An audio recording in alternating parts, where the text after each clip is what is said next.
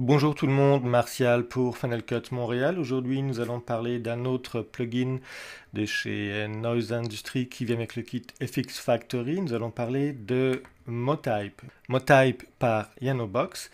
Voyons tout de suite de quoi il s'agit.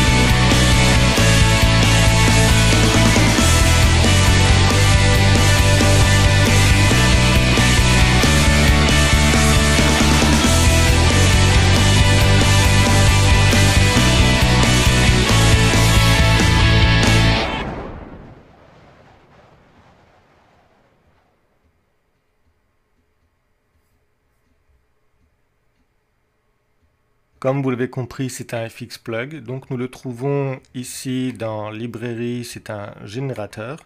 Donc il suffit de cliquer sur Motype et ensuite simplement de l'appliquer. Donc je l'ai déjà appliqué ici dans Motion. Je fais jouer et immédiatement j'obtiens quelque chose. Alors voyons un peu plus en détail, je clique dans l'inspecteur et puis ici je reviens, j'ai ici plusieurs rubriques. D'abord, l'aide, qui est vraiment toujours très bien fait. Click for help. Et nous avons immédiatement un PDF qui s'affiche. Et ce PDF, eh bien, nous informe sur tout ce qu'il faut savoir. C'est vraiment quelque chose qu'il faut remarquer avec les plugins qu'on trouve chez Noise Industry. Il y a une aide qui est présente et qui est vraiment très détaillée. Donc, je reviens dans Motion. Nous avons la possibilité de voir des presets ici, comme d'habitude. On va les passer pour l'instant, on y reviendra plus tard. Je commence donc par le texte. Qu'est-ce que nous avons aussi au niveau du texte? Eh bien, nous avons la possibilité de changer le texte que l'on voit ici. Vous voyez, si je tape quelque chose, immédiatement le texte se change. Donc, je vais remettre ce que j'avais qui est Final Cut MTL. Et puis, bien sûr, ça va se mettre à jour. La possibilité de changer la police de caractère, ici j'ai du Gil 100, je pourrais avoir n'importe quoi d'autre, l'engraissement de la police si elle existe, et puis la taille, je peux changer évidemment la taille de ma police de caractère. La position X, Y, je peux la modifier si je ne veux pas que mon texte soit centré, X ou Y, pardon, vous voyez, donc on va revenir à 0, 0. Et puis j'ai mon tracking. Par défaut, le tracking est un manuel. Le tracking, c'est l'espacement entre les lettres. Vous voyez ici, mon texte, lui, est fixe. Et puis si je mets sur tracking auto animate, eh bien j'ai mon texte qui va s'animer dans le sens de la longueur. Donc je peux régler ce tracking. Je peux avoir une durée pour mon tracking qui est plus ou moins longue. Je peux avoir le tracking qui commence dès le début, ou je peux avoir le tracking qui commence un petit peu plus loin dans mon clip. Et c'est pareil pour la fin du tracking, je peux l'avoir plus ou moins long. La couleur, je peux changer la couleur. J'ai pris du vert ici parce que c'est Final Cut, et donc nous utilisons le vert pour le logo, et puis l'opacité aussi du texte que l'on peut régler. Vous voyez que le fond de mon écran ici est noir, tout simplement parce que dans Color, dans Motion c'est sur Color. Si je vais pris transparent, je verrai donc mon checkbox, donc je garde simplement noir ici, Color. On peut avoir aussi un drop shadow. Je ne vais pas l'appliquer tout simplement parce que j'ai mon fond noir. Ça ne va pas vraiment donner grand chose. Les caractères. Alors, random caractère, c'est pour l'animation. Je peux avoir l'animation qui se fait à une lettre plus une. Donc, on stoppe à l'animation à une lettre plus une qui est complétée. On peut l'avoir directement à la fin de la lettre. Donc, vous voyez, si je le fais jouer, donc F, et puis immédiatement ça vient. Alors si je prends une lettre plus une, vous voyez que le caractère revient en arrière. Si je prends au mot, eh bien il faut attendre que mon mot complet soit complété pour qu'il s'affiche. Ce qui n'est pas forcément ce qu'on veut si on a des textes qui sont assez courts. Alors vous l'aurez deviné évidemment, MoType est un outil de traitement sur le texte pour faire des effets spéciaux sur les textes. On peut faire des choses qui sont vraiment très sympas. La vitesse à laquelle ça va défiler, je peux la voir qui défile beaucoup plus vite ou alors beaucoup plus lentement. Et puis le genre de symbole que je veux. Je peux avoir ici des lettres minuscules, des lettres majuscules qui viennent, je peux avoir des nombres qui viennent, je peux avoir des symboles, toutes sortes de symboles qui vont faire apparaître mon texte. Il y a ce qu'on appelle les symboles positifs, donc comme soleil, lune, étoile, des petits cœurs, des flèches, etc. Ou alors des symboles négatifs comme voilà, croix, on a des têtes de mort, on a le pouce vers le bas, parapluie, éclair et compagnie. On va garder des symboles positifs. Tous les caractères, donc je peux avoir, vous voyez, des caractères qui viennent aléatoirement. Et je peux aussi, si je veux, utiliser une chaîne de caractères. Donc séparés par une virgule, ces caractères vont apparaître les uns après les autres, vont faire en fait apparaître mon texte, mon Final Cut Montréal. Donc nous, on va garder des symboles positifs parce que c'est plus sympa d'avoir des symboles positifs. Donc je vais fermer le random caractère pour arriver au motion mixer. Alors le motion mixer, qu'est-ce que ça me permet de faire? Ça me permet d'animer le texte dans une pseudo 3 dimensions parce que c'est un générateur 2 dimensions, pas 3 dimensions. Alors, vous voyez ici, j'ai mes tirets. Donc, les tirets ici m'indiquent quoi? Que, eh bien, je peux ajouter des keyframes, des images clés. Donc ça, c'est très intéressant parce que ça me permet en fait de multiplier les combinaisons possibles. Donc, je peux avoir ma rotation, ma position. Si je prends la position X, la position Y, je prends la position Z ici, je fais jouer mon texte et puis je vois que le texte, les lettres viennent du fond et puis viennent de devant aussi. Vous voyez, là ma lettre vient du devant et puis j'en ai qui vient de derrière. Si je regarde ici, je me concentre ici, je vois que ça vient de derrière. Alors je peux l'avoir ici direction multiple ou une seule direction. Si je prends une seule direction, ça va venir uniquement de derrière. Je vais garder en direction multiple. Origine, la position de la lettre ou la position ou le centre du mot. Donc là, c'est une question de choix en fonction de ce qu'on veut faire. On va garder la position de la lettre. Alors, on va jouer un petit peu avec les effets ici. Si j'avais modifié mon origine X, qu'est-ce que ça m'aurait donné? Là, je vois que ça n'a pas beaucoup d'effets pour celui-ci. Je vais jouer avec la position X. La position X, c'est où mon caractère, donc mon symbole, va partir. D'où va-t-il partir? Je reviens à 0. La position Y, eh bien, c'est dans l'autre sens, tout simplement. La position Z est sympa parce que ça nous donne un effet en fait de 3 dimensions qui n'est pas réel puisque c'est vraiment du 2D. La rotation. Donc la rotation, je peux avoir mon caractère qui va tourner. Donc il fait comme une sorte, vous voyez, il y a comme un arrondi qui se présente.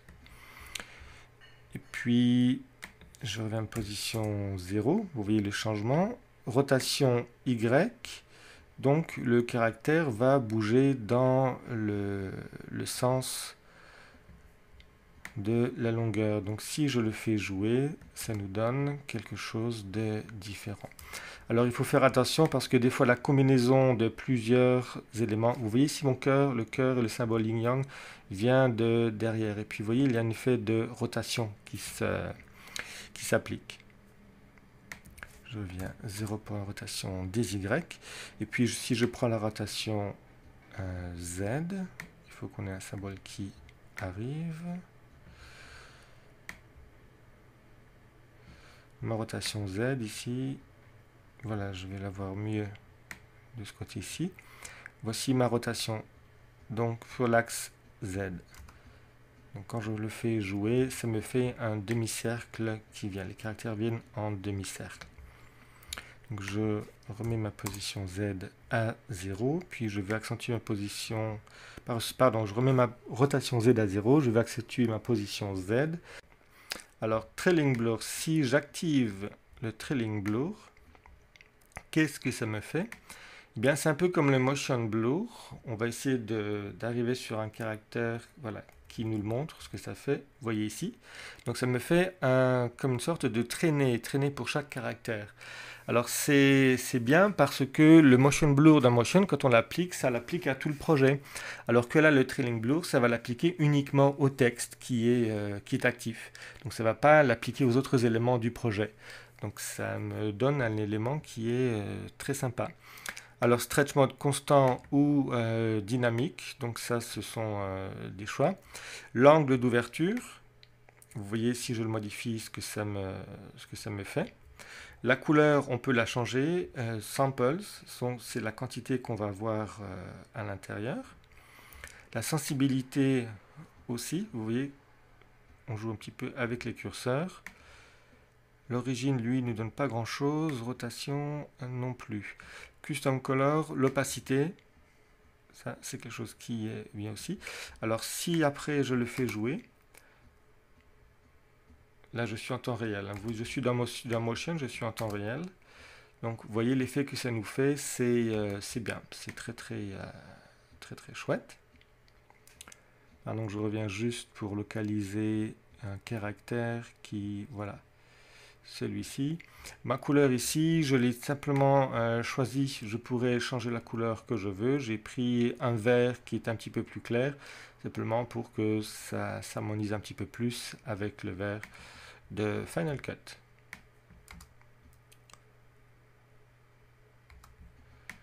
Alors nous avons beaucoup plus que ça. On a les particules. Si j'active mes particules, qu'est-ce qui se passe? Eh bien, au-dessus, j'ai des particules qui vont s'animer. Alors, ça s'anime d'une manière très sympa. Les différents paramètres que j'ai, je peux avoir du texte, je peux avoir une texture ou une image que j'ai choisie. Pour la texture, j'ai choisi alphabet, mais on a plein de choix. Alors évidemment, il faut les paramétrer, changer la taille. Je reprends alphabet. La position, alors par défaut, parce que j'ai joué avec avant, par défaut c'est ici. Donc si on revient, par défaut c'est ici. Je peux l'avoir qui est en décalé sur l'axe des X et je peux l'avoir en décalé aussi sur l'axe des Y pour le faire flotter au-dessus de mon texte. Ça me donne un effet qui est plus sympa. Je peux le faire partir du début, comme je peux dire que non, ça va partir un petit peu plus loin. Donc je veux l'avoir au début, et puis la fin, quand est-ce que je vais l'avoir qui termine? Je peux l'avoir qui termine plus ou moins rapidement. Ça dépend si je veux avoir mon effet de particules qui reste plus longtemps. Là je vois que mon effet de particules disparaît. Puis non, je veux l'avoir un petit peu plus longtemps. Alors le tracking, je peux lui demander qu'il suit quoi? Je peux lui demander qu'il suit la position et la rotation ou la position finale. La position finale, vous voyez, je regardais ici, j'ai mes particules qui sont présentes avant que mon texte ait fini de s'afficher. Pas forcément l'idéal. J'aime bien que ce soit position et rotation parce que comme ça me donne l'impression que ça suit le texte. Ce qui est un petit peu plus sympa dans les faits. Ensuite, la taille. Le nombre ici, le nombre de particules que j'ai, la taille des particules. Donc si je prends la taille des particules, vous voyez ce que ça me donne. Le nombre, je vous laisse imaginer. La durée de vie des particules aussi, les particules qu'on retrouve dans Motion, et puis l'opacité. Ce qu'ils appellent l'opacité delta, c'est en fait l'opacité des particules. Alors, velocity axe, j'ai X, Y ou Z, d'où les particules viennent-elles? De l'axe des X, on peut l'avoir qui vient de l'axe des X, de l'axe des Y ou de l'axe Z. Donc là, on choisit, ça dépend en fait du genre d'effet qu'on veut avoir. Donc là, on va le garder sur l'axe des Y comme on l'avait avant. Donc, ça vient par-dessus. Et puis, la vélocité, la méthode, pardon. Je peux l'avoir qui vient des opposés. Comment les particules naissent. Je peux l'avoir qui vient positive et négative en même temps. Donc, par le haut ou par le bas. Positif, ça vient par le haut, et négatif par le bas. Ça va vers le bas. Donc je le garde en positif. La couleur. Ici, j'ai une couleur qui est choisie par défaut. On peut en prendre une autre. Alors, pourquoi mes couleurs changent-elles? C'est très simple. Là, on va prendre quelque chose d'un petit peu plus saturé. Pourquoi mes couleurs changent-elles? Eh bien, tout simplement parce qu'ici, j'ai Color Random. J'ai Color Seed, donc si je change ça, vous voyez que ça me change le spectre de couleurs. Donc en fonction des paramètres que j'ai fait ici, ça va me changer le spectre des couleurs. Donc quand je joue, je vais avoir des couleurs aléatoires qui vont venir pour coloriser mon texte. Donc ça me donne aussi de nouveau quelque chose d'un peu plus présent dans mon effet. Alors on va fermer les particules pour l'instant, puis on va fermer aussi ok, la caméra. La caméra, je peux avoir une animation qui est automatique, une animation qui est fermée, qui se fait sur l'axe des X, ou qui se fait sur l'axe des Y ou des Z pour la rotation. Alors, de nouveau ici, j'ai X, Y, Z position, vous voyez X, Y, Z position. Ici, ça me dit que je peux ajouter des images clés. Donc, de nouveau, je peux ajouter des keyframes pour mélanger les effets. Alors, si je prends l'axe de rotation ici, je prends l'axe des Z. Vous voyez, regardez ce que j'ai. Ça tourne, c'est très très sympa. Alors, ça, c'est si je veux le paramétrer manuellement. Si je veux avoir une auto-animation sur l'axe des Y, eh bien, j'ai une valeur de départ, une valeur d'arrivée, et puis quand je joue ça, ça tourne automatiquement. Alors, c'est un petit peu ralenti ici parce que je suis en temps réel dans Motion, mais ça va tourner un petit peu plus vite, donc on va juste l'arrêter. On va faire un petit rendu. Voilà, le rendu est terminé, on va le refaire jouer, ça devrait être un petit peu plus rapide. Et voilà ce que ça me fait. Donc ça continue de tourner. Donc ça c'est la rotation pour l'axe des Y. Pardon. Si je prends l'auto-animation sur l'axe des X, eh bien ça me le fait dans l'autre sens.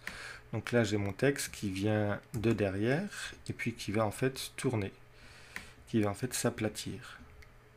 Et puis, si je choisis la rotation sur l'axe des Z, eh bien, ça le fait pivoter. Donc je peux, l'auto-animation, je ne peux pas combiner puisque c'est un choix. Si par contre, je prends l'axe des Y pour l'auto-animation et que par exemple, ici, ma rotation, je viens au début, j'ajoute une image clé, je tape moins 180.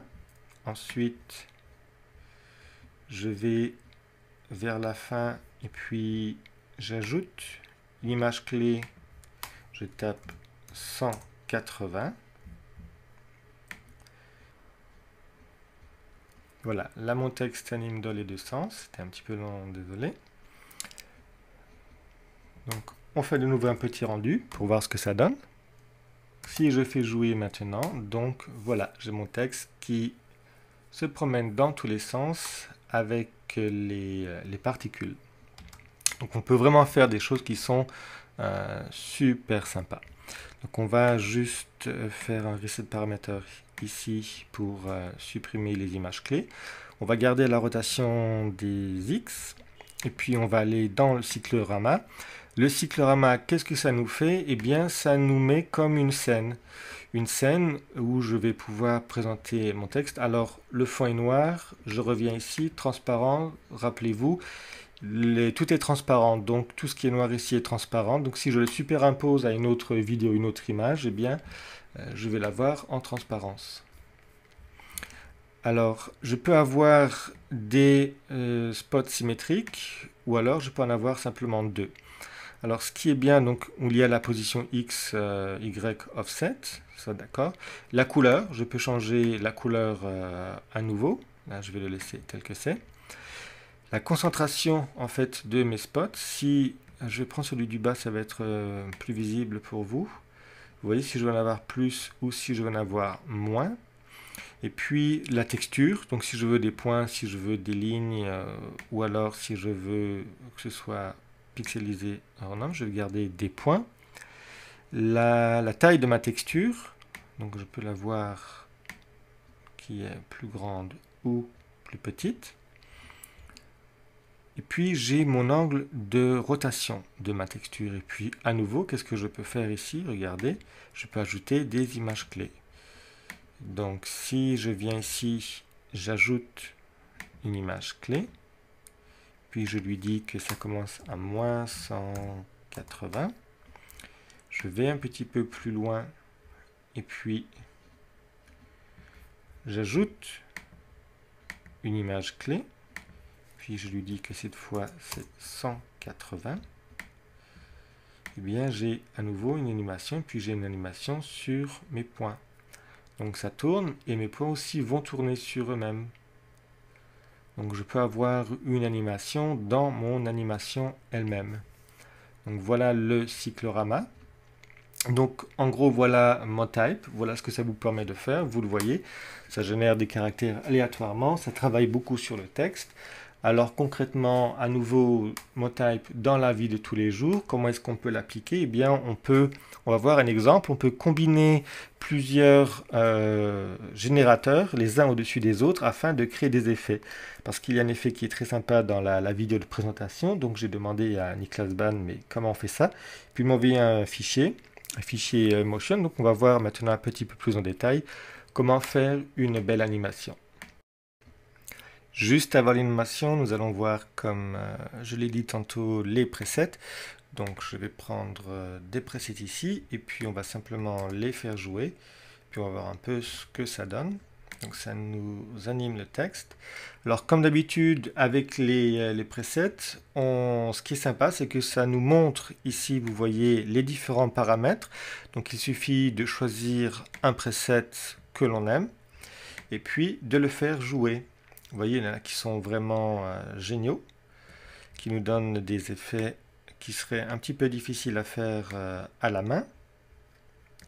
On va en voir plusieurs. Fast Editing, lui, on l'avait. On a toujours notre Final Cut, donc ça bouge dans tous les sens. L'avantage des presets, on le redit, c'est que ça nous montre comment c'est fait. Donc on peut s'en inspirer au niveau des différents paramètres et puis on peut créer le sien. Oui, le bouton ici, c'est vase, donc comme d'habitude, je trouve quelque chose que j'aime bien, je l'arrange un petit peu à ma façon et puis après je le sauvegarde. Ça me permet de le rappeler dans d'autres projets sans que j'ai besoin à nouveau de tout refaire. Donc voilà pour les presets, vous voyez ce que ça nous permet de faire, il suffit vraiment de jouer avec. Analysons maintenant le projet envoyé par Niklas Ban. Donc je le fais jouer et puis regardez ce que ça me fait. J'ai YanoBox, après j'ai les particules et puis ça tourne. Alors je regarde ici mon projet MoType. J'ai YanoBox ici, donc si je vais dans mon texte, je vais avoir YanoBox. On va remplacer ça par évidemment Final Cut Montréal. Alors si je le fais bouger, j'ai Final Cut Montréal. Au-dessus de Final Cut Montréal, j'ai les particules. Et puis vous voyez les particules ici, les particules ne suivent pas. Alors on va les voir ici, le layer YanoBox particules. mes particules, si je veux qu'elles viennent jusqu'à la fin de Final Cut Montréal, je dois aller dans le texte et puis je remplace mon texte par Final Cut Montréal. Je vais sélectionner, copier et puis coller mon texte. Puis là, je vois que mes particules sont presque jusqu'à la fin. Donc, il suffit que j'ajoute quelques caractères. Je vais à la fin. Et puis, on va ajouter 3D, 3D. Juste pour ajouter. Voilà, maintenant, c'est presque ça. Donc, voilà mes particules. Et puis, j'ai après mon type qui arrive ici. Mon type, c'est ma rotation. Parce que si je prends mon YanoBox ici, et puis je vais fermer le texte, je vais aller dans caméra, je vois ici ma position de départ, ma position d'arrivée, je viens maintenant dans ce mot type ici, je prends caméra, et puis voilà ma transition. Je le fais partir de là. Donc j'ai deux caméras. J'ai un jeu de caméra ici pour ce générateur. Et puis j'ai un autre générateur ici avec un autre jeu de caméras. Donc quand je passe de l'un à l'autre, ça me donne cet effet où le texte pivote sur lui-même et révèle un autre texte. Donc on va à nouveau ici changer aussi le texte. Donc le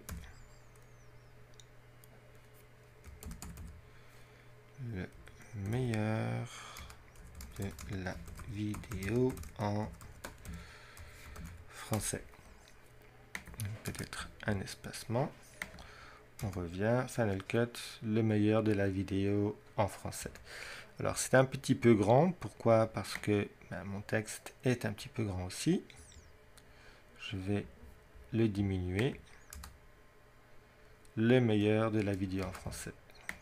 Donc Final Cut Montréal, le meilleur de la vidéo en français. Et puis j'ai mon cyclorama. Lui, le cyclorama ne change pas du début à la fin, donc il n'y a qu'un seul cyclorama. Donc on voit ici la structure du projet. Plus j'ai d'éléments, plus j'ai de layers ici, de calques qui sont présents. Donc j'en ai un pour chacun en fonction de l'animation que je veux faire. Donc voilà en fait le secret derrière cette animation qui est très chouette, faite par YanoBox. C'est simplement un empilement de layers avec différents générateurs. Donc ici j'ai 1, 2, 3, 4 générateurs, un pour chacun des effets que je veux avoir. Et voilà, donc merci pour votre attention. C'était Martial pour Final Cut Montréal présentant ModType 1.2.